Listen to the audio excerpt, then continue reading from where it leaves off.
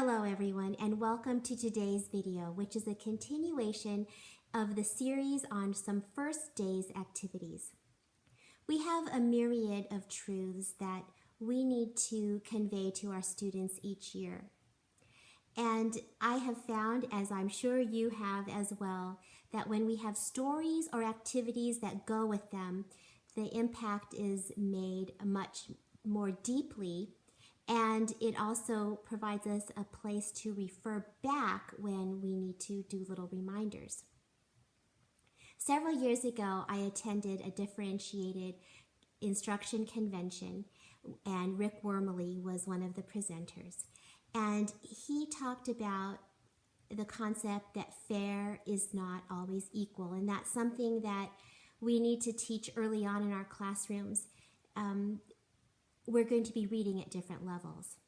I may give this student an entirely different assignment than this student. I will be making accommodations all year long, and you are to never question when I do that. And you're never to say things like, oh, well, that's easy for them. How come they get to do an easier activity? This needs to be taught from the beginning, and you know that. And he gave a beautiful illustration of this. He told how he likes to take a $10 bill and tape it on a whiteboard at a height that is too high for some students. And then he invites a group of about 3 students to the whiteboard, and there will always be, he tries to make it so there's just one student who can reach it and the others who can't. And how clearly the students say and see that it's not fair, that those shorter students need help. And yes, that's how it is in our classrooms. And there's a story that I read on the first day of school that I wanted to share with you. Maybe you already know about it. But being a child of the 70s, maybe some of you are children of the 70s. I was born in the 60s and grew up in the 70s. So I know about Marlo Thomas. And she wrote, or she didn't write these books, but she compiled these 2 books. Maybe you know, Free to Be Me. This has one of my favorite stories in it. It's this book. I feel every classroom should have this book. It was written in 1972. It's called William's Doll. Do you know this story? It's about a little boy who wants a doll. And his daddy doesn't want him to have a doll. He buys him balls and trains and all kinds of boy toys for him, and he plays with them. He enjoys them. But at the end of the day, he always goes back and says, well, but now can I have a doll? And this is a real struggle for the father until the father's mother, Grandma, comes to visit. And she gets William a doll, and he is just so happy. And she helps her son to understand. Listen to this. His father was upset. He's a boy. Why does he need a doll anyway? Why does he need a doll? And William's grandmother smiled, and she said, he needs it, she said, to hug and to cradle and to take to the park so that when he's a father like you, he'll know how to take care of his baby and feed him and love him and bring him the things he wants, like a doll, so that he can practice being a father. This book is one of the stories that's included in Free to Be You and Me. Very important story for our classrooms. She compiled another book. Maybe you know this one. It's called Free to Be a Family. And in this book is a story called The Tale of the 3 Ralphs. And here's the good news, everyone. I found the complete story online, and wonderful Stanley will link that for you so that you don't even have to go and hunt unless you want to for a used copy of this book. But in The Tale of the 3 Ralphs, a family has 3 children, and they want to be fair parents. And they determine that we are going to be so fair that we are going to treat all of our children exactly the same. Hence, each of the 3 children is given the same name, Ralph.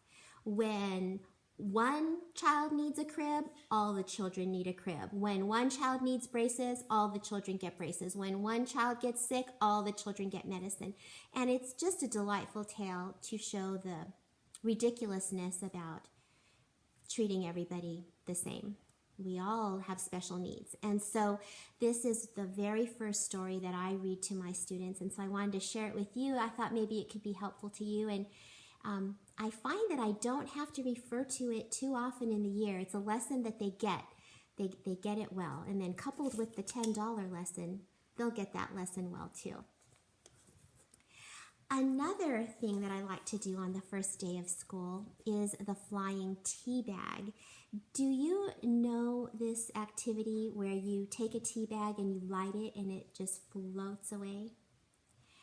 I find that even though my students have had wonderful teachers and wonderful years, there is always some pain that students hold on to. It could be a math pain, it could be a spelling test pain, some kind of a trauma, it could be a family pain or issue.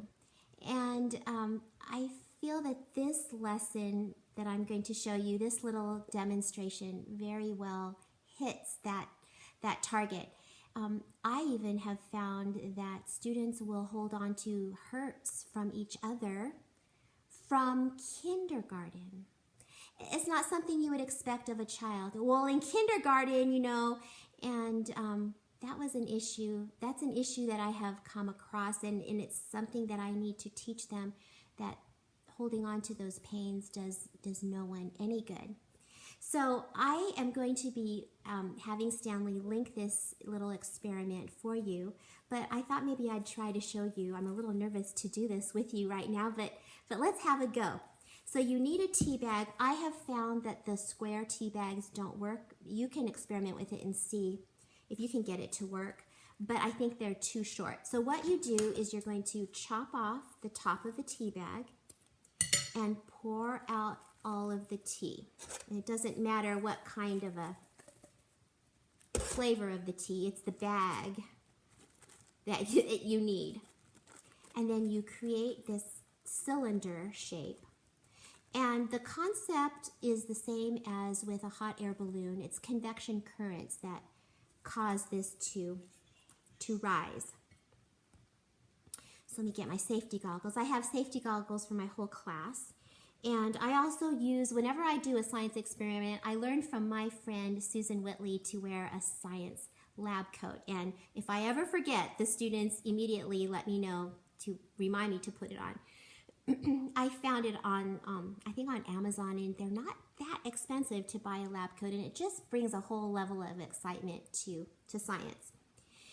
But I talk to the students about holding on to pain, and we talk about some of the examples of pain, and that we need to let it go because it does no one any good.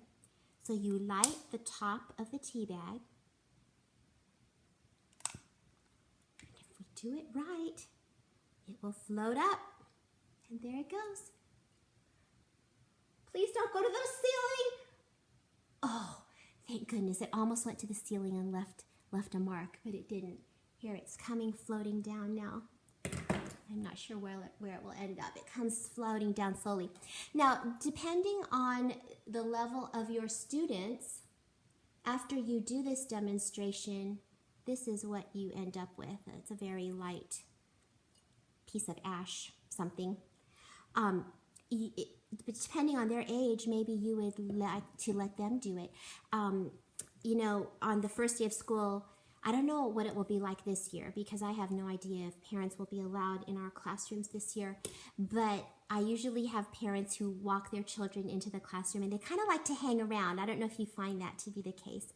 And they like to hear the opening exercises. And that would be a perfect time if I had enough of these that we could do it as a class together in small groups with parental help. I have to share with you what Roy Bennett says. He says, time doesn't heal emotional pain. You need to learn to let it go. So I'm going to let you go now until we meet again next week. And I hope that you have found something useful to work with on your first days of school. Goodbye.